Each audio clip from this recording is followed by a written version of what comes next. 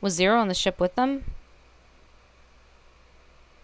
I mean, I think that's quite possible.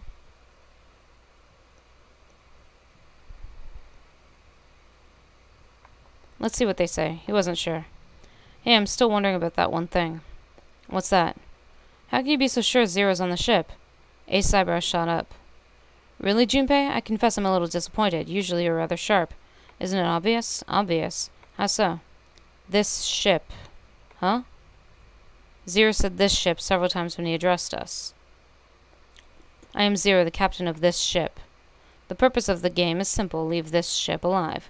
As you have no doubt surmised, this ship has begun to sink. Interesting. Yes. If he weren't here, he wouldn't say this ship, would he? He'd be saying something like that ship, or the ship. Oh, yeah, I guess that makes sense. Ace's explanation made perfect sense. Junpei felt a little foolish. He hadn't seen it himself. Still, he was left with the question. It was one of no small importance. If Zero's on the ship, where is he? Suddenly, everyone went very quiet.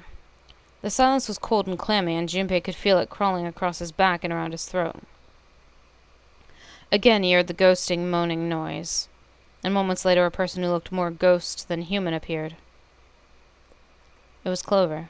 She looked at the floor as she spoke, and her voice was a cold monotone. I think Zero is one of us. What? Every human body in the room froze. The only sound was the muffled rustling of breath. Eyes darted from face to face. One of those faces was the face of their jailer, but who? Or, he has special keys and moves through doors as he pleases and has video monitors everywhere, Junpei said. That's crazy. Isn't this ship going to sink in a few hours? If Zero's here with us, he'd be putting himself in danger. Why the hell would he do something like that? There's no motive. Clover looked up at Junpei and her face fell. You don't believe me. Her eyes were so pitiful. The moment Junpei's met them, he felt his heart tighten. He didn't think what he said was wrong, but perhaps the way he'd said it he'd been too insensitive. Clover had just lost her brother.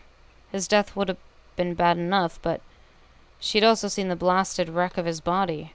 Junpei barely knew him, and the sight had been enough to make him sick. What Clover had felt, he couldn't even begin to imagine. The mental state she must have been in, it was understandable she would look at those around her with suspicion. She felt everyone was against her.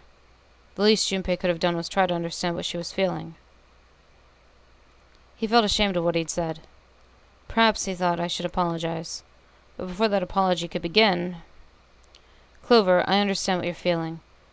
But you don't feel that you can trust any of us. Ace had beaten Junpei to the punch. As he spoke to Clover, his face was calm and friendly. But you have to understand. The more we distrust one another, the further we fall into our true foe's trap. Zero was the one who did these horrible things to your brother. Do you want to let yourself be manipulated by someone who would do such a horrible thing? Clover didn't answer. She didn't even look at Ace. The whole time her eyes were on Junpei. He could feel Clover's eyes boring into him. They were the color of a deep winter lake. Junpei saw no suspicion in them, only sadness. Then in that horrible silence... Fuck. They heard the bell begin to ring. It was the clock at the central staircase. 3 a.m. That means we have 3 hours left. Then we need to move now. 7, Clover? I know how you feel, but you do understand that right now it's more important we trust one another, don't you? 7 and Clover remained silent. Their eyes were looking at something somewhere else, very far away. We must go. We have very little time left. Ace's words put their feet to moving. They all knew where they were going. Their next destination was Mercury. It sat, bolted to the wall near the stairs that led to the casino and the kitchen between two elevators. The Mercury card reader. Junpei stood in front of it with a Mercury keycard. 7 had given him the card. Found it when we were checking out the shower room. At least that's what he said. Junpei slid the card through the reader.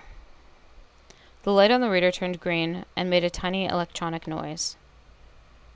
Now they were ready. Junpei and June had been chosen as the investigators. The reason being that they had been to E-Deck before and no one else had. As before, Junpei sent the elevator ahead to make sure the floor they were heading to wasn't flooded. As before, the elevator returned as dry as it had when it left. Once again, it had been checked for water. Junpei and June stepped into the elevator.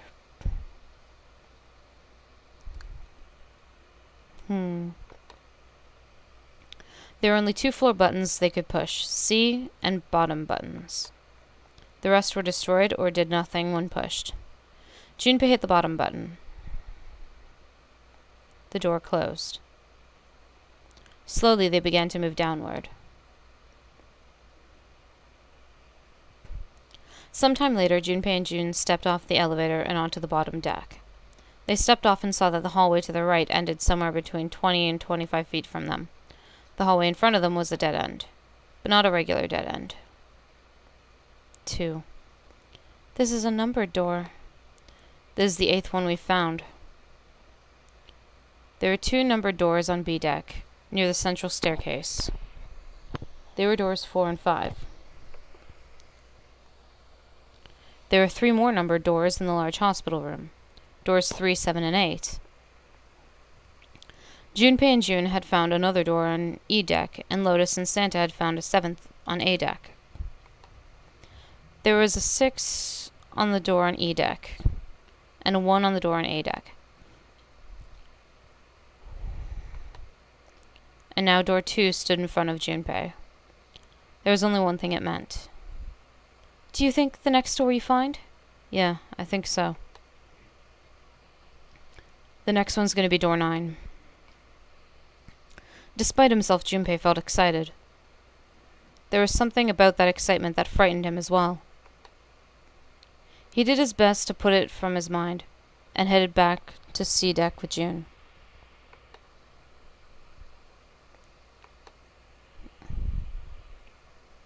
Alright, let's open these up. The pieces of paper that folded up lay on the ground next to Junpei's legs. There were 7 of them, all told. They were written on paper pulled from Junpei's notebook, and each one bore a code name and a door. Why had they decided to vote that way? They decided it wasn't fair to simply ask everyone at once.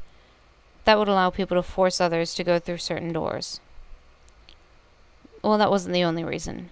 Junpei had proposed the voting system, and he had a plan. It wasn't a plan he wanted anyone catching wind of, however, so he did his best to act as calm as he began to open and read the pieces of paper.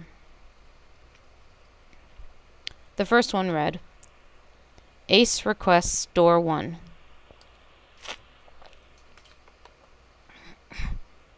Yes, I do. Would you like me to explain why? No, we don't have the time for that, sorry. Probably because it's on the highest deck, which means it has the most likelihood of coming out to open air. Let's keep going. He opened the second one. Next is Santa. Well, or it could also be because his number is 1, but I think the other reason was equally plausible. He wants door 6. Yeah, that's what I wrote. Junpei continued with the 3rd, 4th, and 5th pieces of paper. Clover wants 1, Lotus wants 2, and 7 also wants 2. Eh? Wait a minute. There's no way I'm going anywhere with the Elephant Man. No. There'd be no point to the voting if we let people change their choices because of stuff like that. But just give up, Lotus. It's not like I want to hang out with some exhibitionist grandma. I'm not an exhibitionist. I'm wearing clothes. Barely. So? So, last I checked, that's not a crime. Maybe, but what about common decency? Nobody wants to have to look at a chick who looks like a half-naked raisin. I'm going to kill you. Lotus' hair flared out like the mane of an angry lion as she roared with a voice that shook the walls. They're actually fighting. With some difficulty, Ace managed to restrain her. Junpei, read the rest. Right. Junpei tore his eyes away and looked at the 6th piece of paper. He opened it. June wants door 6. Yes. I don't really have a reason, I just felt like it. All the papers save Junpei's had been read. He did some quick calculation in his head. People who requested 1. Ace and Clover. That's 5. This was the door on A deck, near the central staircase. People who requested 2. 7 and Lotus. This door is on the bottom deck, and could be reached by taking the elevator to the bottom of the ship. People who requested door 6. Santa and June. This was the door on E deck, and could be reached by taking the elevator near the central staircase down. Took him less than a second to run the numbers. He opened the 7th piece of paper and spoke. Okay, the last one is mine. I want to go through.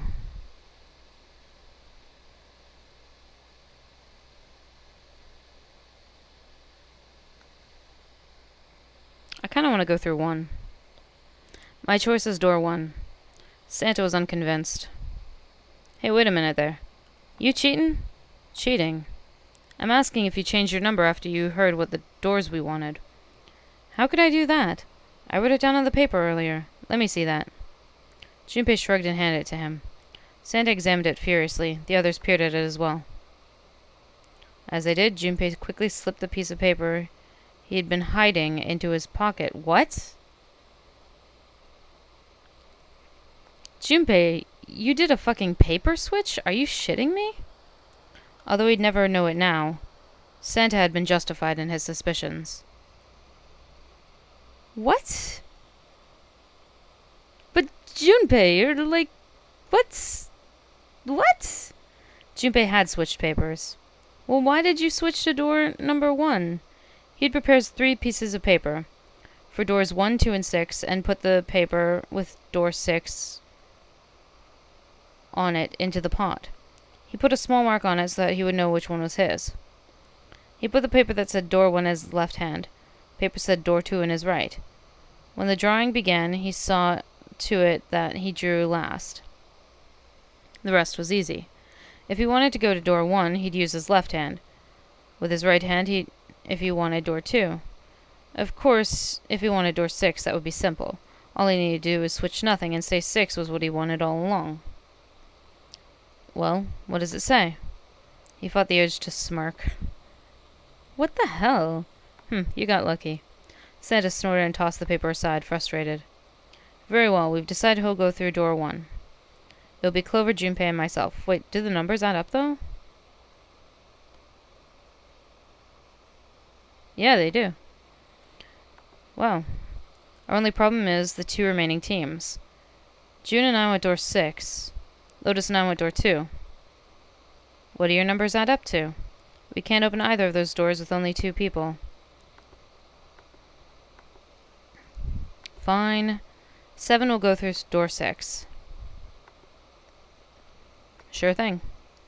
Didn't really want to go through door 2 anyway. Besides, if we got a younger girl with us, it'll lower the average age. Right, June? Eh? Well, June was at a loss for words. Lotus was not. That pig. You just wait and see. Her eyes were the eyes of a woman prepared to kill. Shiver ran down Junpei's spine. Even after they separated at the staircase, Lotus was still muttering angrily to herself.